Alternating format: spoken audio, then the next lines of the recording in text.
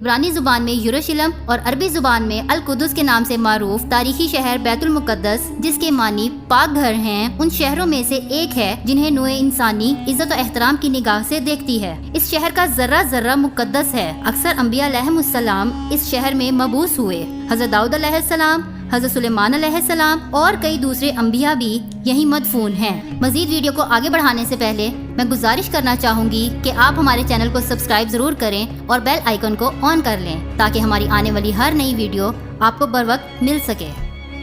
بیت المقدس متعدد مرتبہ تخت و تاراج ہوا ہے۔ یہاں کی آبادیوں کو کئی بار زبردستی جلا وطن کیا گیا اور اس کی گلیوں میں ان گنت جنگیں لڑی جا چکی ہیں۔ یہ دنیا کا وہ واحد شہر ہے جسے یہودی، مسیحی اور مسلمان تینوں مقدس مانتے ہیں۔ یہودیوں کا عقیدہ ہے کہ یہ وہ جگہ ہے جہاں سے کائنات کی تخلیق ہوئی۔ یہیں حضرت ابراہیم علیہ السلام نے اپنے بیٹے کی قربانی کی تیاری کی۔ یہاں موجود مغربی دیوار یہودیوں کی اہم مذہبی یادگار ہے، جسے دیوار گریہ بھی کہا جاتا ہے، جو حضرت سلیمان علیہ السلام کی تعمیر کردہ ہیکل سلیمانی کی ایک دیوار کا کچھ بچا ہوا حصہ ہے۔ عیسائی کہتے ہیں کہ حضرت عیسیٰ علیہ السلام کی جائے پیدائش یعنی بیت اللحم یہیں واقع ہے۔ عیسائیوں کے مطابق حضرت عیسیٰ علیہ السلام کو یہیں مصلوب کیا گیا اور اسی شہر میں ان کا سب سے مقدس کلیسا چرچ آف دی ہولی سپولکر واقع ہے۔ مسلمانوں کے اعتقاد کے مطابق حضرت محمد صلی اللہ علیہ وآلہ وسلم ہجرت کے بعد 17 ماہ تک اسی طرف رخ کر کے نماز پڑھاتے رہے۔ جب آپ صلی اللہ علیہ وآلہ وسلم معراج کے لیے گئے تو معراج پر جانے سے قبل اسی شہر میں واقع مسجد اقصی میں آپ صلی اللہ علیہ وآلہ وسلم نے تمام انبیاء علیہم السلام کی امامت کروائی۔ یہی وجہ ہے کہ مسلمان اور مسیحی 1000 سالوں تک اس شہر پر قبضے کے لیے آپس میں برسر پیکار رہے۔ ماہرین آثار قدیمہ کے مطابق 7000 سال قبل بھی بیت المقدس میں انسانی آبادی موجود تھی۔ اس طرح یہ دنیا کے قدیم ترین شہروں میں سے ایک ہے۔ 1000 سال قبل مسیح حضرت داؤد علیہ السلام نے یہ شہر فتح کر کے اسے اپنی سلطنت کا دارالحکومت بنایا تھا۔ انہوں نے 33 سال تک اس شہر پر حکومت کی۔ حضرت داؤد علیہ السلام کی وفات کے بعد ان کے بیٹے حضرت سلیمان علیہ السلام نے بیت المقدس میں ایک معبد تعمیر کروایا جسے ہیکل سلیمانی کہا جاتا ہے۔ ہیکل سلیمانی میں تابوت سکینہ رکھا گیا۔ تابوت سکینہ ایک صندوق کا نام ہے جو شمشاد کی لکڑی کا بنا ہوا تھا۔ اس صندوق میں حضرت موسیٰ علیہ السلام کا عصا، ان کی جوتیاں، حضرت ہارون علیہ السلام کا امامہ، حضرت سلیمان علیہ السلام کی انگوٹھی، توریت کی تختیوں کے چند ٹکڑے، کچھ من و سلوا اور انبیاء علیہ السلام کی کچھ دیگر نشانیاں موجود تھیں۔ حضرت سلیمان علیہ السلام کی وفات کے بعد ان کے بیٹے رہبام بھی سلیمان کو تخت پر بیٹھے 5 سال ہی ہوئے تھے کہ مصر کے بادشاہ نے بیت المقدس کی جانب پیش قدمی کی اور بغیر کسی مزاحمت کے شہر میں داخل ہو گیا۔ وہ ہیکل سلیمانی اور عبادت کی تمام قیمتی اشیاء شاہی خزانوں کے ساتھ لوٹ کر لے گیا۔ 740 قبل مسیح سے 700 قبل مسیح تک حکومت کرنے والے حسقیانی اپنے دور میں ہیکل سلیمانی کی عظمت کو دوبارہ بحال کیا۔ یہودی قوم کی پہلی تباہی اور بربادی بادشاہ بخت نصر، جسے لوگ شداد کے نام سے بھی جانتے ہیں، کے ہاتھوں 598 قبل مسیح میں ہوئی۔ اس تباہی میں نہ صرف ہیکل سلیمانی کا نام و نشان مٹ گیا بلکہ دیگر صحائف کے ساتھ ساتھ توریت بھی غائب ہو گئی۔ بخت نصر کے اس حملے کے بعد تابوت سکینہ ایسا غائب ہوا کہ آج تک اس کا سراغ نہیں لگایا جا سکا۔ 539 قبل مسیح میں ایران کے پہلے کسرا سائرس دی گریٹ نے بابل کو فتح کیا تو اس نے یہودیوں کو اپنے وطن واپس جانے کی اجازت دے دی۔ چنانچہ جب یہودی بیت المقدس واپس آئے تو انہوں نے ہیکل سلیمانی کو دوبارہ تعمیر کیا۔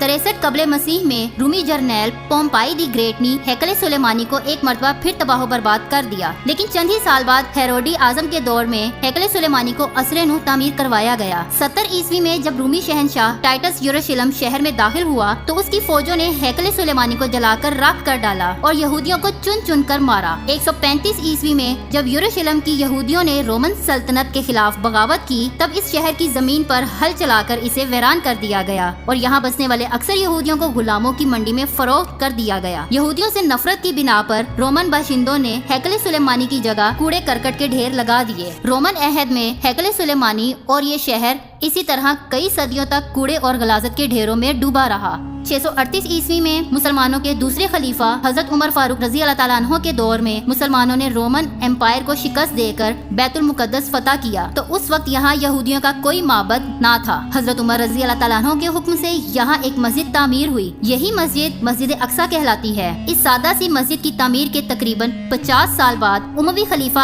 अब्दुल मलिक बिन मरवान ने 691 ईस्वी में मस्जिद अक्सा और कुब्तुस सखरा की बुनियाद उठाई। अरबी में कुबत का मतलब गुम्बद और सखरा का मतलब चट्टान है। इसीलिए मसीही और यहूदी कुब्तुस सखरा को डोम ऑफ रॉक कहते हैं।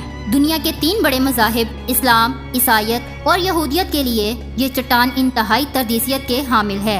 1099 ईस्वी में पहली सलेबी जंग के बाद जब सलेबियों का बैतुल मुकद्दस पर कब्जा हो गया तो उन्होंने मस्जिद अक्सा में बहुत ज्यादा रद्दोबदल किया। मस्जिद को एक हॉस्टल की शक्ल देकर यहाँ कई कमरे बना लिए और इसका नाम माबद सुलेमान रखा। उन्होंने मस्जिद के अंदर और मस्जिद के साथ साथ एक गिरजा भी तामीर कर लिया। सुल्तान सलाहुद्दीन अय्यूबी ने किबला अव्वल की आज़ादी के लिए तकरीबन 16 जंगें लड़ी और बिलाखिर 1187 ईस्वी में सुल्तान सलाहुद्दीन अय्यूबी ने फतह बैतुल मुकद्दस के बाद मस्जिद अक्सा को सलेबियों से पाक कर दिया। इसके बाद यके बाद दीगरे 4 मजीद सलेबी जंगें लड़ी गई, लेकिन सलेबी बैतुल मुकद्दस पर कब्जे का ख्वाब कभी पूरा ना कर सकी। 1229 ईस्वी में ममलूक हुक्मरान अल कामिल ने बगैर लड़े बैतुल मुकद्दस को जर्मनी के बादशाह फ्रेडरिक दोम के हवाले कर दिया। लेकिन सिर्फ 15 साल बाद 1244 ईस्वी में सल्तनत ख्वारज़म ने ये शहर दोबारा फतह कर लिया, जिसके बाद अगले 673 सालों तक ये शहर मुसलमानों के पास रहा। 1517 ईस्वी में सल्तनत उस्मानिया की ताकतवर सुल्तान सलीम अव्वल ने बैतुल मुकद्दस को